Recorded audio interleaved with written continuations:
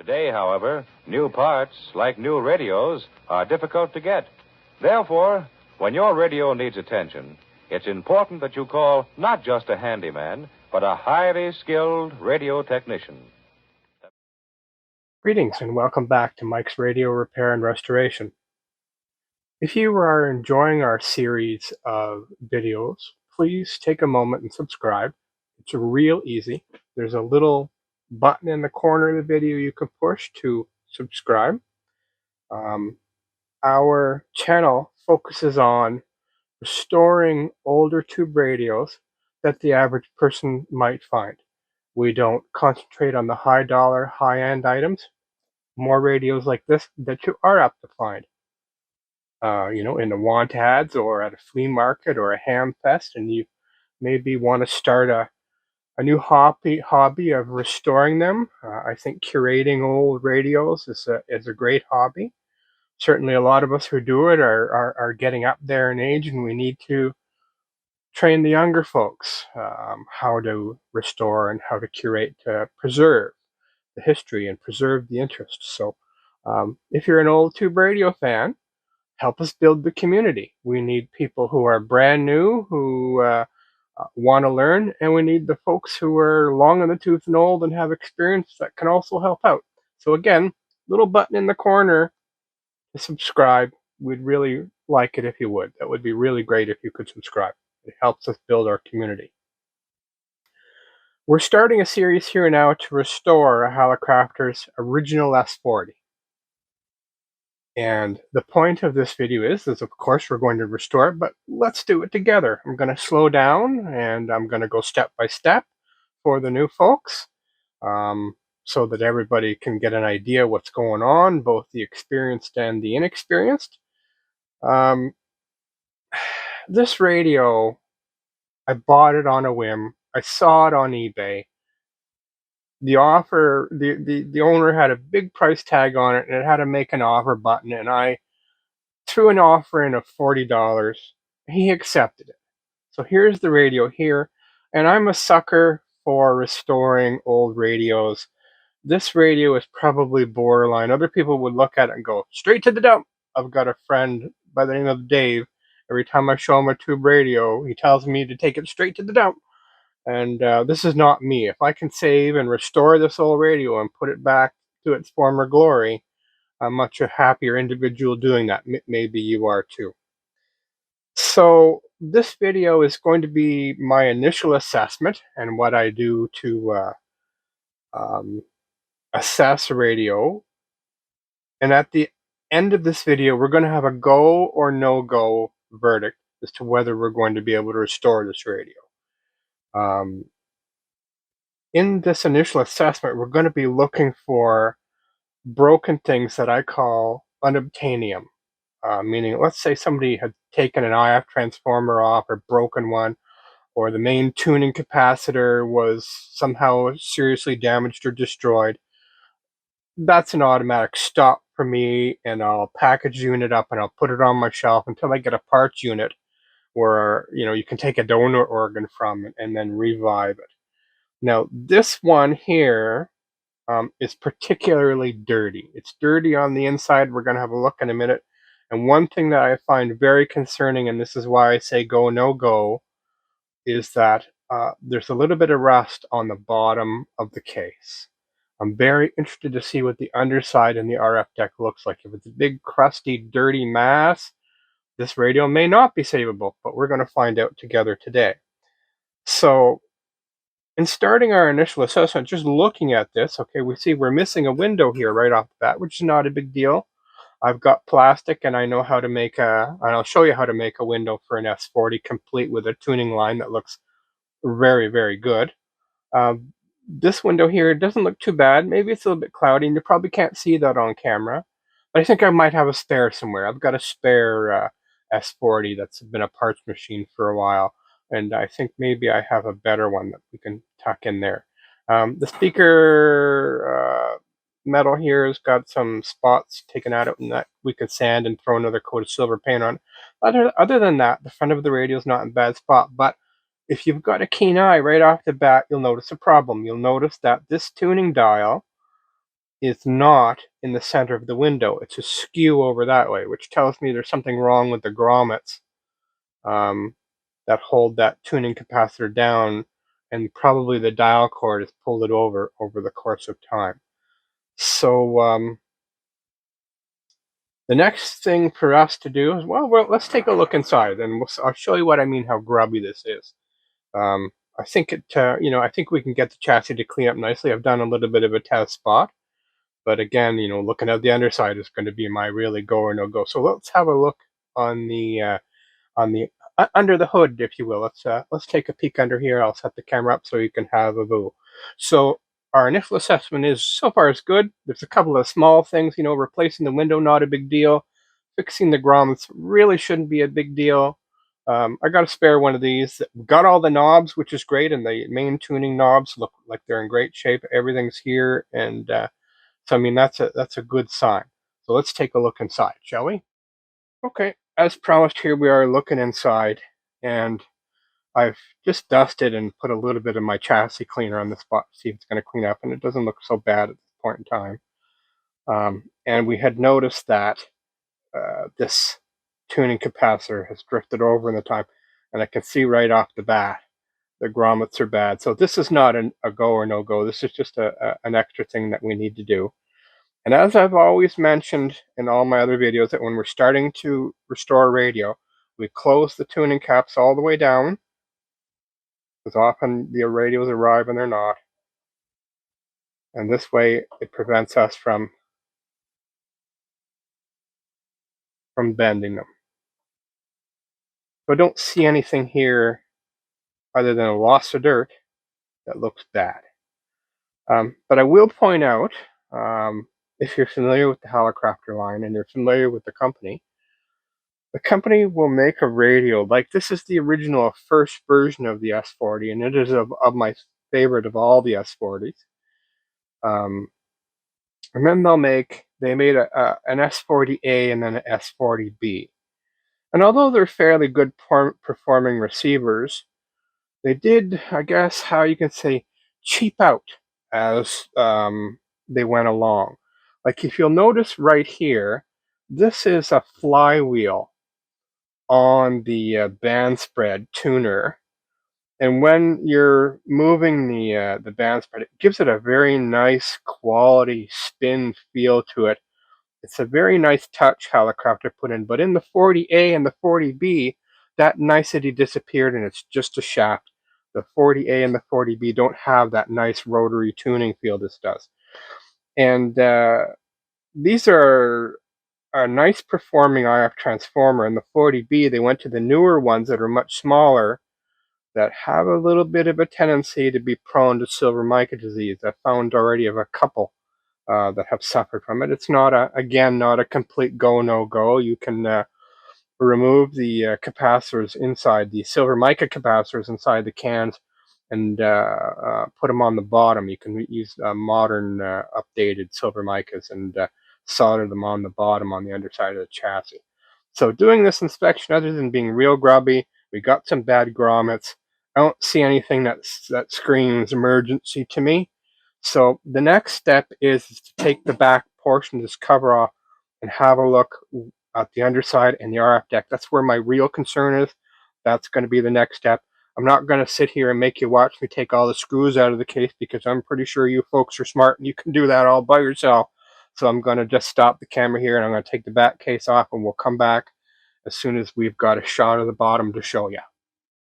Okay, here we are with the back cover off, and we're looking at the bottom, and it's actually, at this point, better than I hoped. The RF deck, some of the trimmer caps are, I wouldn't call them corroded, but they're definitely got some tarnishing going on them. And I had an S-38 recently that I did here on this channel, and they cleaned up okay. This level of, the name escapes me. It's not corrosion, it's just tarnished. They'll clean up. So I don't see anything in the RF deck. And the band switch and all the wafer switches look good. It feels good. Two things I see, well, three things that concern me. Two don't concern me so much as the third one.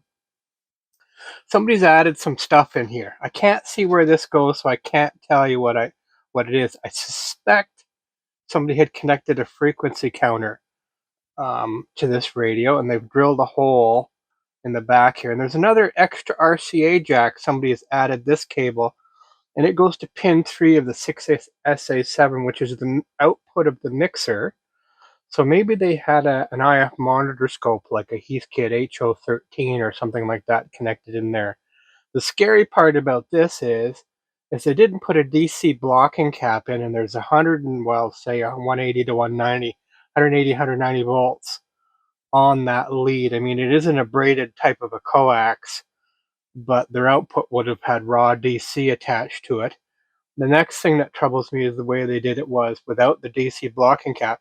This cable in itself creates some capacitance, so it would have loaded the output of that tube down a little bit more than it probably wanted to. So if I was going to do it, I would have put a blocking cap in. Like I said, I think this is maybe somebody put this in for a frequency counter. Don't know. I'll know when I get the front panel off where they've tapped in and what was on their minds. But this is all modifications that I'll throw out. I don't see any other modifications to the radio other than the spiders have gotten in here and had a heyday. I don't know if you can see it on camera. There's actually, I don't know if you can see all the little dots. The spiders have spun webs in here. So the third thing that concerns me is somebody has cut the power cord off.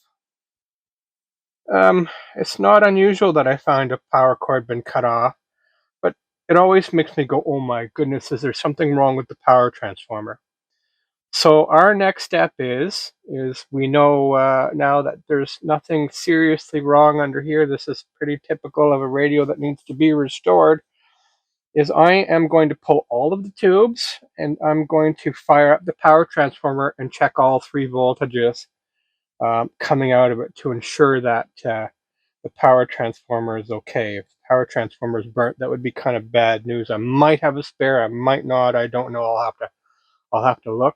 So I'm just going to pause the video here again, and I'm going to get set up to test the power transformer. Okay, we're set up to test our transformer. I patched in just temporarily a line cord to our Variac. So I've got a trusty Simpsons 260 here, and what I'm going to do is I'm going to clip on to the output of the power transformer, the high voltage, which is like 320 to 325 center taps, so 640 to 650 across that tap. So I'm going to go across it at the bottom of the rectifier tube, which has been removed. So I'm just going to clip on here.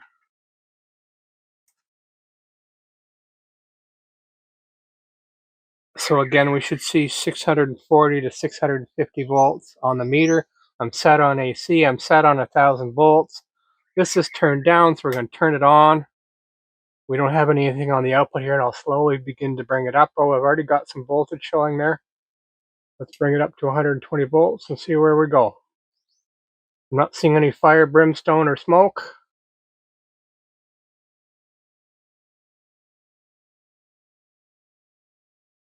100 volts, 105.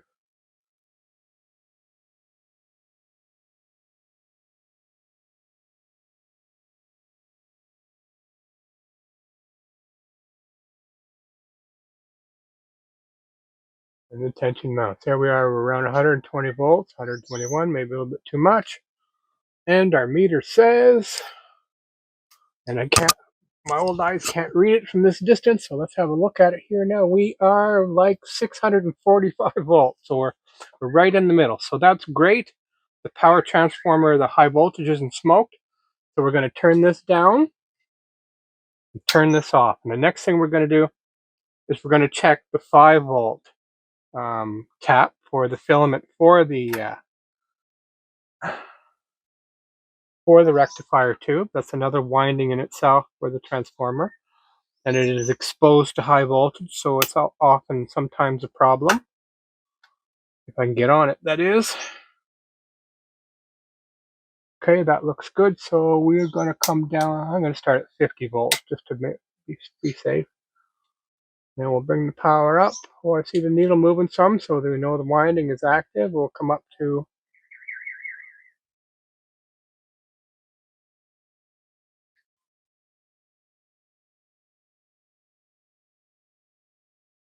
be good enough to tell us. And we are just a little bit more than 5 volts, which is normal. We're a little bit higher on our line voltage here. There we go, we're like 5.4 volts, which is normal.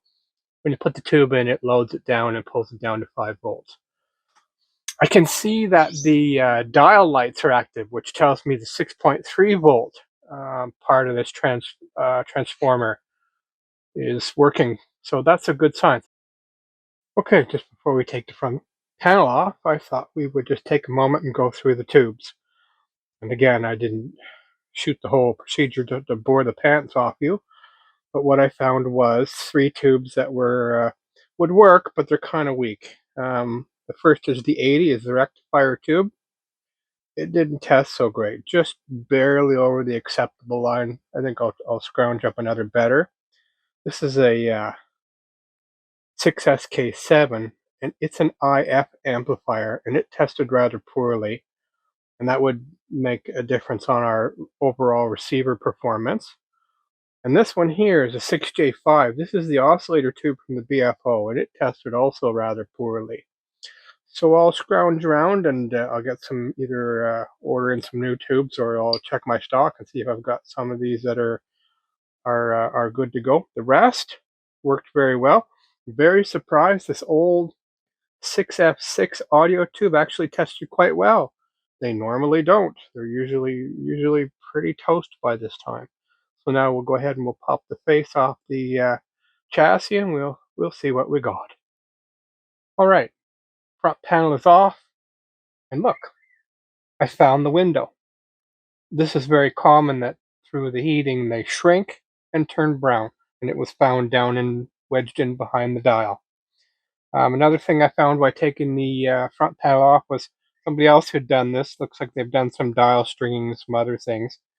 The washers for all of the switches, they didn't bother to put back on. I should have some spares. I don't know if I've got enough, but I'll do something. But there really should be washers behind the nuts of these switches, and they didn't put them back on. That's just some OCD thing that kind of sort of ticks me off. So the dials are in nice shape. Both of them quite reusable. Speakers in great shape. Very strange that they're not broken or cracked, or I don't have to repair them. So at this point, I don't see any reason why we can't restore this radio. So I'm going to call this a go. And that's what the whole point of this was to establish whether this was a go or no go, and all systems are go. So in our next video, we're going to cover the filter cap replacement, restaffing it. Some people call it restuffing it, but ever since Christ was in diapers, we've been calling it restaffing it. It was where we cut the cap open, we removed the old capacitor units, and we put in new modern ones. We're going to deal with all of the tubular wax paper capacitors, and we're also going to do with our loose tuning cap. So that will be covered up in the next episode. So until that point in time, please subscribe. We really need to build a community base here. I would really appreciate it if you do. There's again a little icon right in the corner. It's very easy to just click that button and subscribe. You'll get notifications when the next video comes out in this series, and we've got many other receivers we're going to be delving into, and other modifications we're going to be delving into this winter. So it certainly will be worth your while to subscribe. So we'll see you again in the next one, and thanks for watching. World News Today is brought to you each Sunday at this hour by Continental Radio and Television Corporation, makers of Admiral Radio, America's smart set.